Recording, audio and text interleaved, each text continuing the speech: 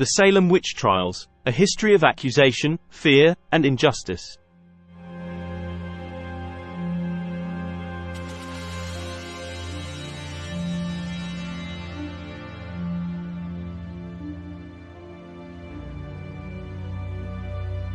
It's 1692 in the Puritan village of Salem, Massachusetts. The dense forest surrounding the settlement is not only a natural barrier but also a symbol of the unknown, a place of lurking evil in the minds of the deeply religious community. Here, people live in a rigid, God-fearing society where the devil's presence is felt daily, and strict moral codes govern everyday life. The community is on edge, and the social fabric is frayed by long-standing rivalries, economic hardship, and fears of Native American attacks.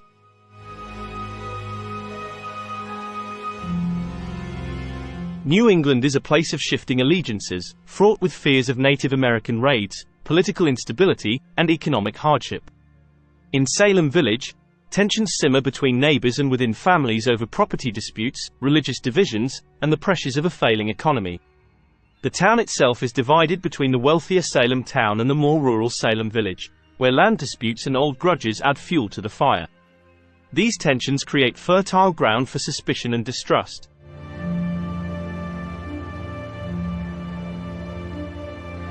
Into this environment of suspicion and anxiety steps Reverend Samuel Parris, a divisive figure whose arrival exacerbates existing rifts. His household becomes the flashpoint for one of the most infamous episodes in American history. It begins innocently enough when his daughter Betty and niece Abigail fall ill. The two girls are struck by strange fits and convulsions, causing them to scream out and contort their bodies in unnatural ways.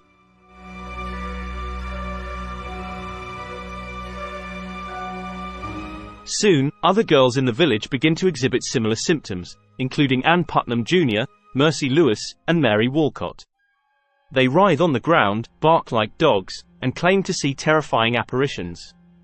The community is at a loss to explain this sudden outbreak of hysteria and turns to the supernatural for answers.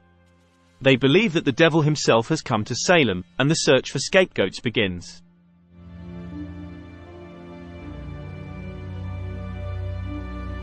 The afflicted girls name their tormentors: Tituba, Reverend Parris's Caribbean slave; Sarah Good, a destitute beggar; and Sarah Osborne, an elderly woman who rarely attends church. These women are accused of witchcraft and promptly arrested. As they await trial, the fear of witchcraft spreads like wildfire through Salem, igniting a series of events that will leave a permanent stain on American history.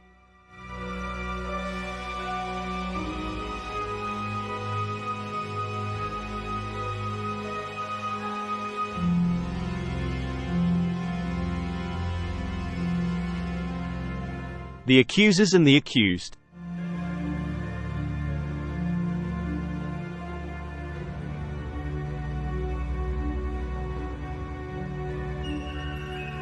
The trials unfold in a tense courtroom where magistrates Jonathan Corwin and John Hathorne preside. They listen intently as the afflicted girls accuse one villager after another of witchcraft. The girls often collapse into fits and screams as they describe spectral attacks by invisible forces. Their performances strike terror into the hearts of the onlookers, lending credence to their testimonies and further condemning the accused.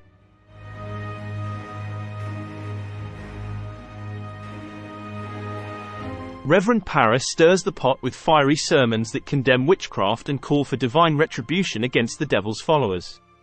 He demands unwavering faith from his congregation and openly supports the accusations made by the girls, including his niece Abigail and daughter Betty. His influence, combined with the fervor of the afflicted, convinces many that the devil is indeed at work in Salem.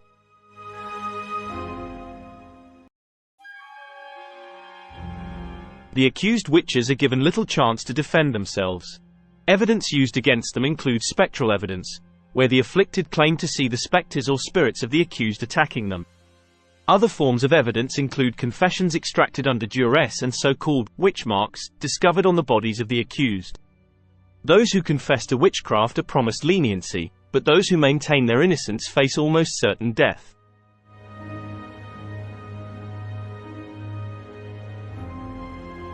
Ann Putnam Jr., one of the primary accusers, plays a central role in the trials.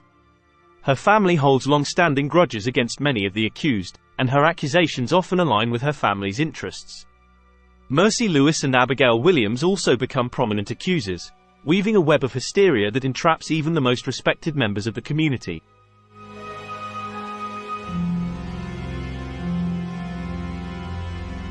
Among those accused is Martha Corey, a respected member of the church who openly questions the validity of the trials. Her skepticism makes her a target, and she is soon arrested and brought to trial. Despite her unwavering faith and confidence, she is convicted based on the testimony of the afflicted girls. Her conviction and execution send shockwaves through the community, as no one is now safe from the shadow of suspicion.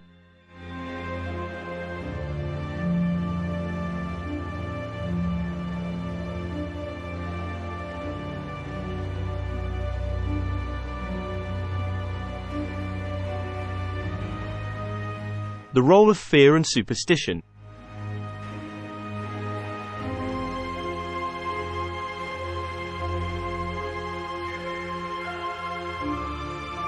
The Puritan worldview is one where the supernatural and the mundane intertwine.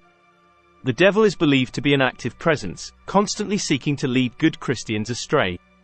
Superstitions are deeply ingrained in daily life, and omens, visions, and unexplained illnesses are often attributed to witchcraft. This fear of the unknown and the supernatural creates fertile ground for hysteria.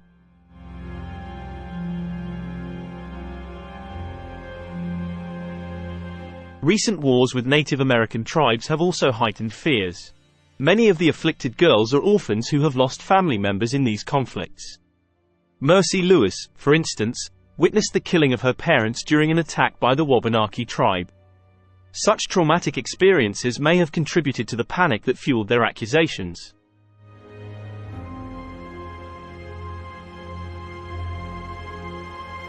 Cotton Mather, a prominent minister, fans the flames with his writings on witchcraft, particularly his book, Memorable Providences Relating to Witchcrafts and Possessions. Mather's accounts of supposed witchcraft in Boston are widely read in Salem, reinforcing the belief that the devil is actively working to undermine the Puritan community.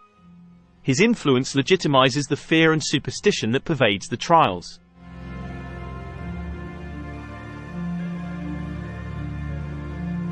Physical evidence of witchcraft includes the notorious witch marks, blemishes or birthmarks that are believed to be marks left by the devil. Those accused of witchcraft are often stripped and examined for these marks, with any unusual spot taken as proof of their guilt.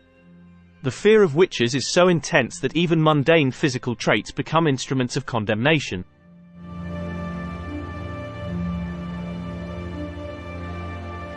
Other superstitious practices include the swimming test, where suspects are bound and thrown into water. The belief is that pure water will reject a witch, causing her to float, while the innocent will sink. Although not directly used in the Salem trials, this test epitomizes the irrational fear that drives the hysteria. The combination of superstition, religious fervor, and trauma creates a perfect storm that devastates the community.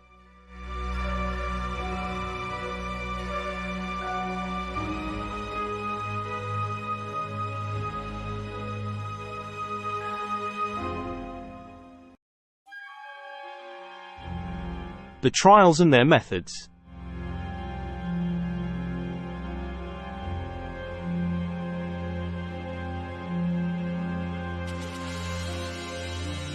The trials begin in earnest in June 1692 with the creation of the Court of Oyer and Terminer, presided over by Lieutenant Governor William Stoughton. The accused are brought before the court to face their accusers, who dramatically recount spectral visits, pinching, and biting by supposed witches. These testimonies are often accompanied by sudden fits, cries, and spasms that leave the courtroom in shock. Judge Stoughton is relentless, demanding confessions and further names of accomplices, feeding a frenzy of paranoia.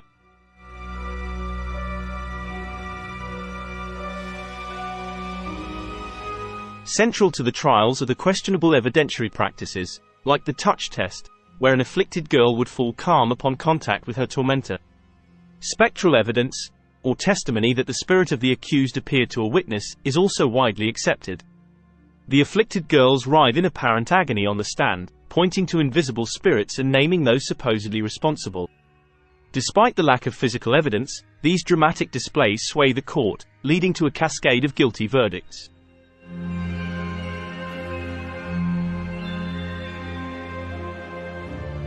More archaic and cruel methods, like the swimming test where the accused are thrown into water to see if they float, are also proposed but not universally used. Instead, most convictions rely heavily on confessions extracted under duress and the accusatory testimony of the afflicted. Pleading guilty often provides a slim hope of mercy, but staunch denials lead to a noose. One by one, the accused confess, implicate others, or hold firm to their innocence as the executions loom.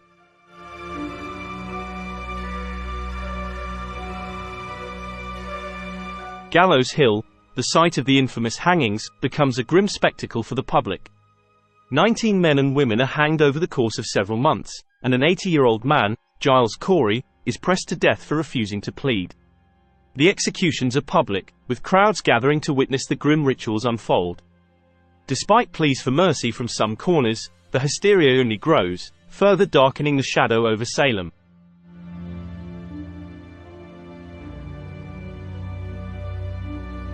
The official court records from the trials reveal a chilling picture of miscarried justice, with judges disregarding the most basic standards of evidence.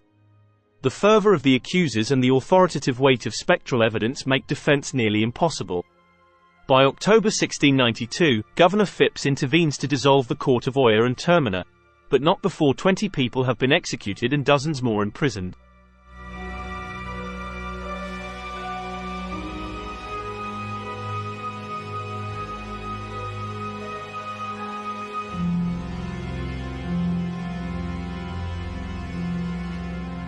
Impact and aftermath.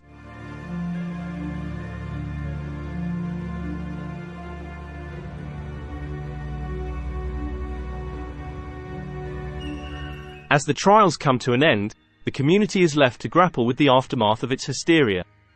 Over 200 people have been accused, and families are torn apart by grief and suspicion. Neighboring towns like Andover and Ipswich have their own miniature witch hunts, revealing how the mania spreads like wildfire. The economic and social impacts are profound, with many families of the accused destitute and ostracized.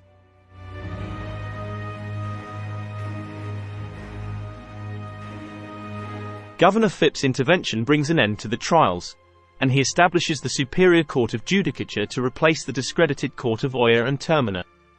The new court refuses to accept spectral evidence, leading to a sharp drop in convictions and the eventual release of those still imprisoned.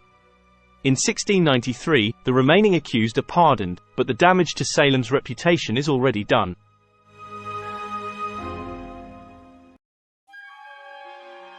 In the years that follow, some of the accusers publicly confess their roles in the tragedy. Ann Putnam Jr., one of the most vocal accusers, stands before her congregation to admit her guilt, expressing sorrow for her great delusion and the harm she caused. Meanwhile, Reverend Samuel Parris is ousted from his position, as many blame him for stoking the flames of hysteria.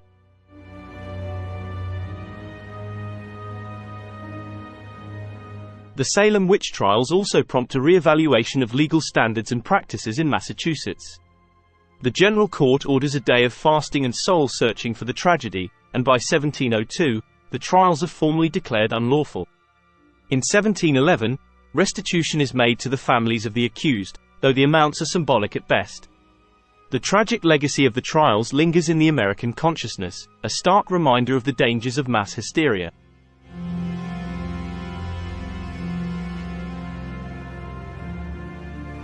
Today, memorials stand in Salem to honor the victims of the trials, their names engraved in stone as a testament to their innocence. The Salem Witch Trials remain a cautionary tale about the power of fear and superstition to warp justice. While centuries have passed, the echoes of that dark period still resonate in discussions of due process and human rights.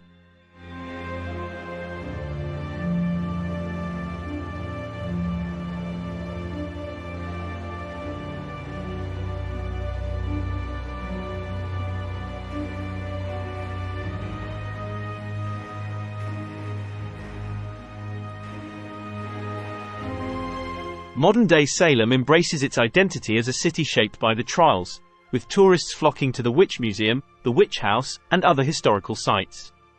The commercialization of its witch-related past stands in stark contrast to the very real horrors experienced by the victims centuries ago. Yet, The popularity of these attractions suggests a lingering fascination with the darker chapters of human history.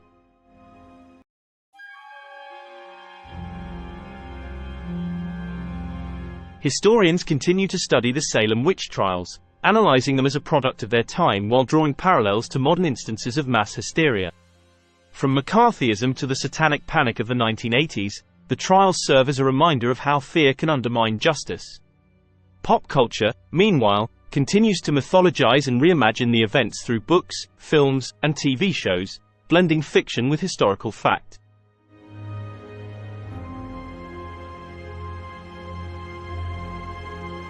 Samuel Sewall, one of the judges of the trials, offered a public apology in 1697, acknowledging his role in the tragedy. His words are engraved in stone as a permanent reminder of the necessity of humility and self-reflection. In the same spirit, the trials encourage us to question our assumptions and remain vigilant against injustice.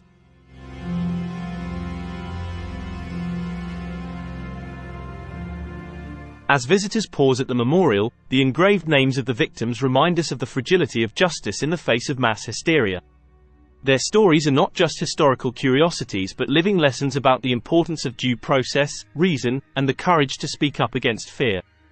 The Salem Witch Trials continue to haunt America's conscience, urging us to reflect on how far we've come, and how far we still have to go.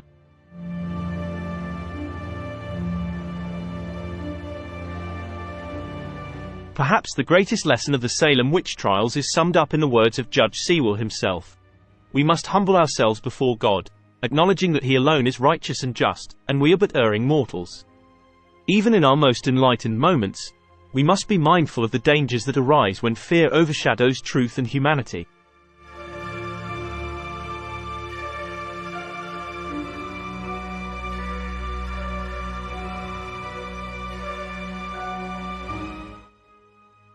Thank you for watching. Please be sure to like, share, and subscribe. Leave a comment if you enjoyed the content and see you in our next video.